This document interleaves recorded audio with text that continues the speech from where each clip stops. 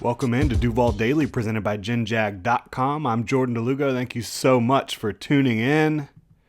Right now, we're talking about these Jaguars. Obviously, the Jaguars are 3-6. They just snapped a 5-game losing streak. Fans want to know, should we be rooting for the draft, for draft position? Or could this team actually make a run in the back half of 2022? They are 9 games in. They have 8 games left. They're in a division that is certainly not among the most competitive in football. You've got some teams really showing their warts when you talk about the Indianapolis Colts. Just be happy you're not a Colts fan out there right now. But you've got the Colts and Texans, 2 teams trending in the wrong direction. The Titans, who they've been winning some games. They've been competitive. They just lost to the Chiefs. Where do they stand with Malik Willis at quarterback? Ryan Tannehill still injured. This is a winnable division, but the Jaguars have a long way to go. And it seems like they may have missed their opportunity to take advantage of a weak AFC South in 2022. But we're going to talk about it. Can the Jaguars actually make a run over the back half of the season, over the final 8 games? I'd like to remind you to follow me on Twitter at Jordan DeLugo, Generation Jaguar at Generation Jag. Hit that like and subscribe button on YouTube. And if you want to support the channel further, you can check out GenJag.com. Today is the final day, Tuesday, November 8th, to go pick up a Duval Throwback sweatshirt pre-order. You can also become a channel member here on YouTube where you get discounts on GenJag.com, a lot of other fun perks, so you can go check it out. Before we get into this, I want to say this. That was a great win by the Jaguars. A great, great win.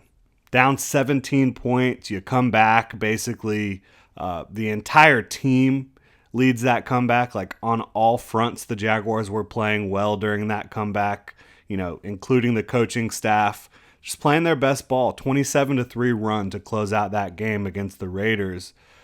They looked like the Jaguars from weeks 2 and 3, quite frankly, the Jaguars that blew out the Colts and the Chargers. If those Jaguars come back for any stretch of time, I wouldn't be surprised at anything they do. They could do anything if they play that way. And they have the talent and coaching to do so. But we're going to take a look at why I'm not really buying into the fact that the Jaguars are about to go on some miraculous run. The Raiders are a bad team that beat themselves. Their defense is truly awful, especially their pass defense. And they completely imploded on offense during the second half. Was some of that forced by the Jaguars? Sure. But some of that was unforced errors that the Raiders were just out there beating themselves. When you look at the Jaguars, what are their strengths? Clearly the running game. Travis Etienne is playing outside of his mind right now. Their offensive play design from a passing game and running game standpoint is on point. They're really good in that department with Doug Peterson, Press Taylor, Jim Bob Cooter, Mike McCoy, all those guys dialing it up. That offense is really well designed. Their ability to slow down opposing rushing attacks that are more traditional attacks, right, where you're just having to worry about that running back, they're pretty good in that department. I think special teams right now is playing as a strength. When you look at Logan Cook, who's obviously always a strength at punter, Jamal Agnew is back as a returner, and he's starting to look like his self. The coverage units are playing well, and Riley Patterson, he's been mostly very accurate for the Jaguars this year at kicker. So I think special teams is always a strength. And this team is always playing close. I think that is a strength, their ability to stay in games. They have not lost a game by more than 1 score in 2022. What are their questions? What are their potential weaknesses on a weekly basis?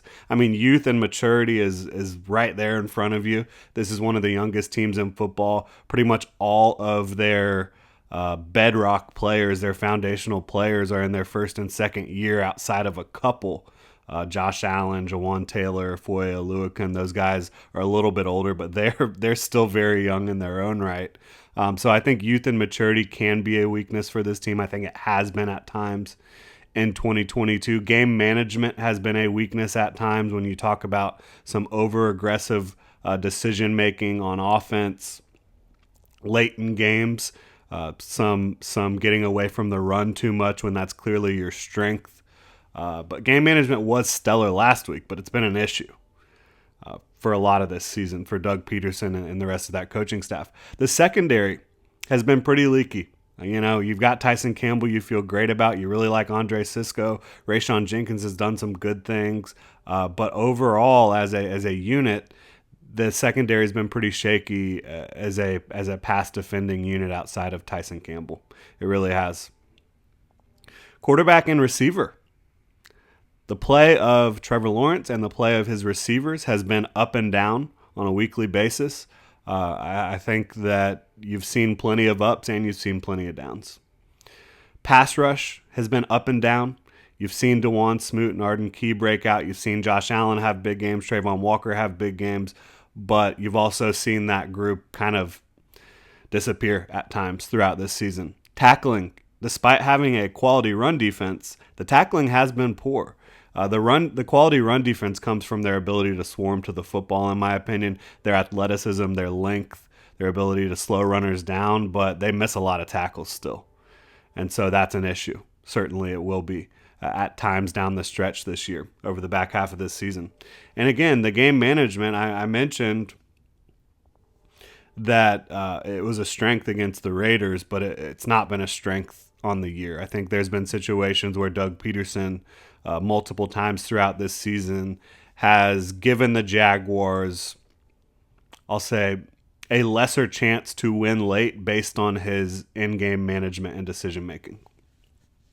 A lot of that has to do with just over-aggressiveness and not running the ball enough in certain situations. So yeah, that's where I'm at with what is this team good at, what do they struggle with.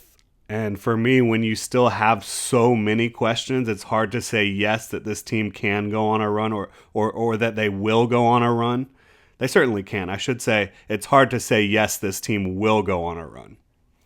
But I do think they have the talent to do so. I think they have the coaching to do so, but it's about if that talent figures out how to play consistent football and if Doug Peterson remains steadfast in calling balanced games featuring Travis Etienne and making some not so aggressive decisions down the stretch.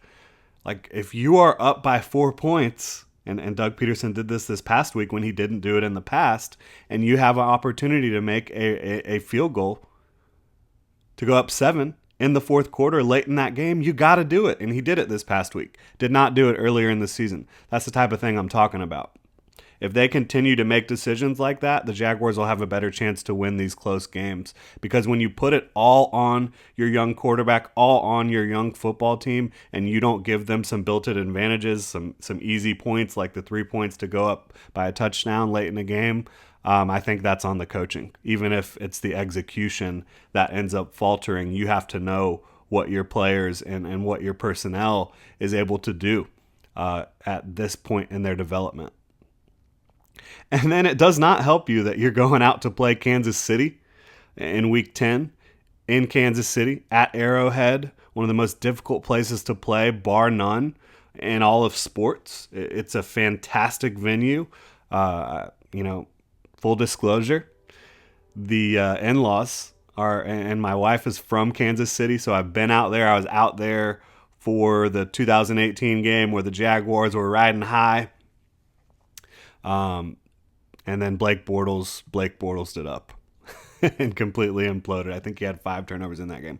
But the point is that game, that stadium and that team, that is an unbelievable test. Then you have a bye week. Then you have the Ravens. They come to town.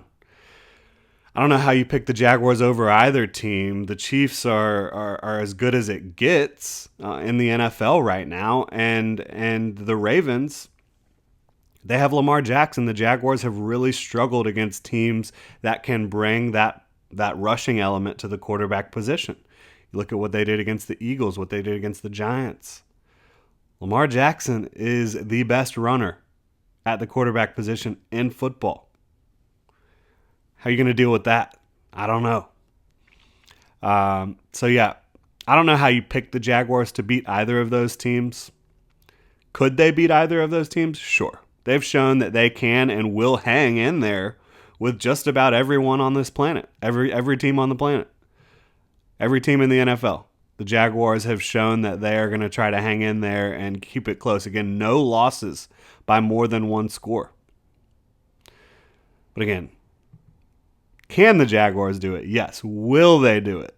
I don't know. Chiefs are a buzzsaw. Ravens got Lamar Jackson rolling. That's a tough one for me to say that the Jaguars will get either of those games. So I can't predict them to win either of those games. And if you lose both of those games, you now have 8 losses. You're now sitting at 3-8.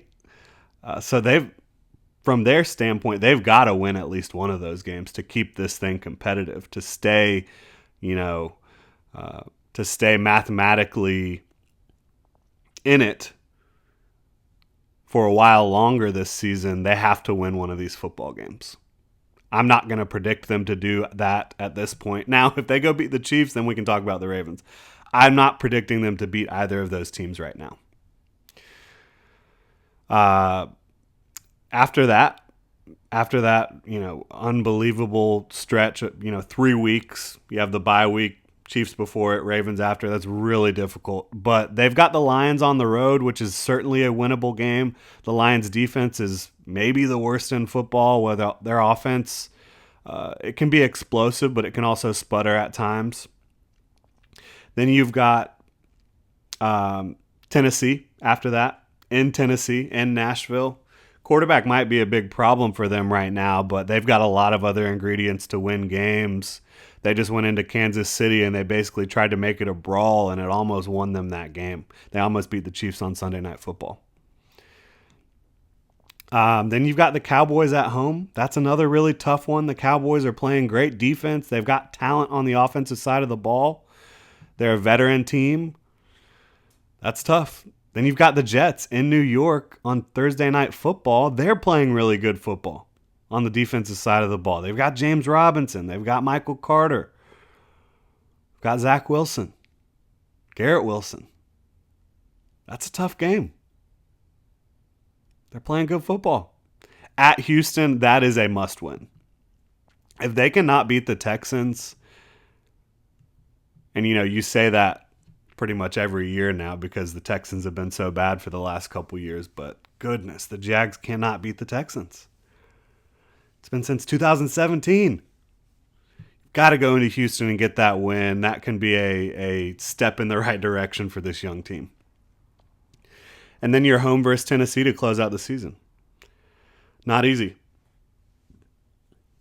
I have them going 3-5 down that stretch. 3-5. Which would put them at 6-11 for the season, which would be one game under what I had predicted them at the beginning of the season. I had them winning 7 games. But I'll tell you what, if they get hot and learn how to stack some performances, to execute late in games consistently, and again, Doug calling games like he did from a management standpoint against the Raiders, then yeah, you could get to 7 or 8 wins maybe.